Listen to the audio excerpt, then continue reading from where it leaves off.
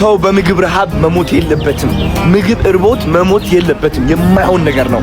አሁን ባለንበት ዘመን፣ አሁን ባለንበት ደረጃ፣ አሁን ባለንበት ቴክኖሎጂ፣ አሁን ባለን ኔትወርክና ኮኔክሽን ማን አባቱ ነው የሚሞተው? እንዴት አድርገውስ ተርቦ ይሞታሉ እኛ ሳናያቸው? ለምንድን ነው የፈዘዝነው? እውነት ለመናገር ስለ ሕፃት ሰምታችኋል ሁላችሁም ማለት ነው። ለዛም ነው አሁን ወደዚህ ኮመንት ትገቡና ታላላቅ ካምፓኒዎች የምትሏቸው ታግ አድርጓቸው። እነሱ ካምፓኒዎች እፈልጋቸዋለሁ አሁን ማለት ነው። እነዚህ ሰዎች ማገዝ ይኖርብናል። ሕፃት ላይ በጣም ብዙ ሰዎች እየሞቱ ነው ያሉት። በረሃብም እየተሰቃዩ ነው ያሉት። ማልኒውትሪሽን አለ። ማርያም ሳፕሊመንት ይጎላቸዋል፣ መድኃኒት ይጎላቸዋል፣ ምግብ ይጎላቸዋል፣ የሚተኙበት ቦታ። እነዚህ ነገሮች በአንዴ ማሟላት የምንችልበት ጊዜ ላይ ነው ያለነው። ስለዚህ ነርሶች ከኔ ጋር እንድትቆሙ ፈልጋለሁ። ዶክተሮች ከኔ ጋር እንድትቆሙ ፈልጋለሁ። ፋርማሲ ካላችሁ መድኃኒት እንድትሰጡ ፈልጋለሁ።